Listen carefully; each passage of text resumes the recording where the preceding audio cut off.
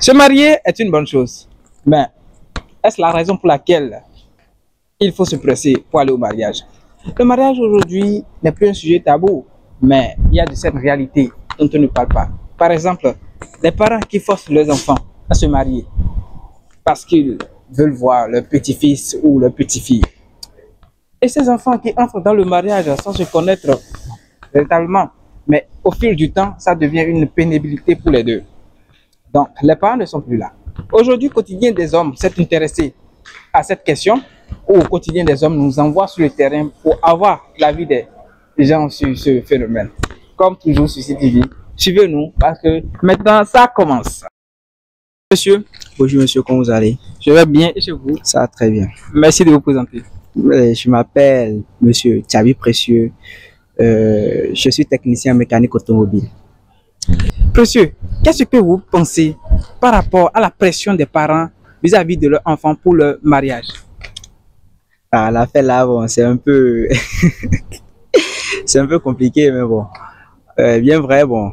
Si j'ai pas encore un travail et que je vois que je suis pas encore dans la capacité de m'engager dans une relation et présent et surtout dans le mariage et proprement dit dans le mariage, bon, je crois que quoi que ce soit ce que mes parents diront, bon, j'essaierai d'abord de les convaincre que je suis pas encore prêt parce que d'abord s'engager dans un mariage, c'est d'abord être capable de subvenir à certains besoins. D'abord, tu dois d'abord penser à ta femme, à toi-même, au loyer, bon, les petites dépenses. Donc, tout ça. Donc, si je vois que je suis pas encore prêt, financièrement surtout, parce que être homme, d'abord être prêt financièrement, selon moi, quoi. Si tu es, tu es prêt financièrement, je crois que tu pourras tout faire, t'engager dans un... D'accord, mais on constate que par rapport à tout ce que vous venez de dire, vous êtes basé sur le côté financier. Bon, si je ne me sens pas libre financièrement, je ne peux pas m'engager. Mais voilà que papa te dit, je peux te supporter. Tes enfants peuvent même être à ma charge, c'est-à-dire je vais débouser sur ta femme, sur ton enfant. Qu'est-ce que vous en pensez par rapport à ça? Bon, sur ce point-là, d'abord pour moi, c'est de l'insulte. Parce que si mon père, il m'a supporté durant tout mon cursus scolaire et puis se présenter encore garant pour mon mariage, en quelque sorte, bon, c'est pas vraiment, ça pourra pas marcher. Pour moi, bon, ça pourra pas marcher. Parce que bon, si, avec ma femme, bon, s'il y a un décès familial, je serai dans l'obligation d'aller chez mon père, lui demander de l'argent, tout juste parce qu'il m'avait promis, c'était porté garant, en me disant qu'il allait me supporter financièrement dans mon mariage. Bon, ça sera un peu, en tout cas, bon, bien vrai, ça, il y a des parties positives et aussi il y a des parties négatives, mais bon, pour moi, je ne serais pas vraiment à l'aise dans ce contrat-là. Ok, donc déjà, on a compris, vous n'êtes pas d'accord, pas du tout. Merci beaucoup, à la prochaine. Merci. Bonjour monsieur. Oui, bonjour, comment allez-vous? Je vais bien chez vous. Ça va très bien aussi, merci. Merci de vous présenter. Moi, c'est Shalom Eraron. Je suis biologiste à l'université, en 3e année. Ok. Déjà, Shalom. Oui, Shalom. Ok, Shalom, qu'est-ce que vous pensez en ce qui concerne la pression des parents sur leur enfant pour se marier? C'est-à-dire un papa ou bien une maman qui force son enfant, sa fille ou bien son fils à se marier parce qu'il est pressé à voir sa petite fille ou bien ses petits-fils.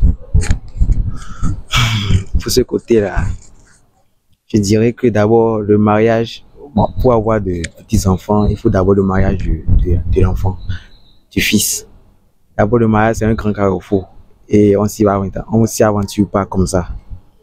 Et être forcé par ses parents pour se marier, pour avoir des enfants, moi je m'y opposerai. Parce qu'il y a un adage chinois qui dit, bon, je vais paraphraser, il est mieux d'apprendre à pêcher plutôt que de donner du poisson.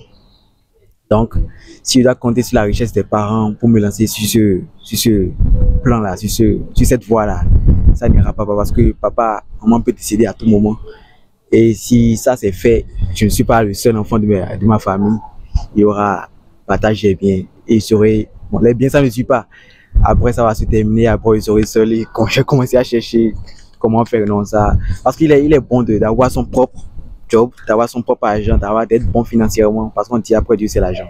C'est l'argent qui gère ce côté-là. Donc, c'est toujours mieux d'avoir son propre et atout financièrement pour pouvoir gérer sa famille. Après ça, je pourrais parler de famille, tout ça. Donc, papa me forçait parce qu'il doit avoir d'enfants, de petits-enfants. Je m'y opposerai.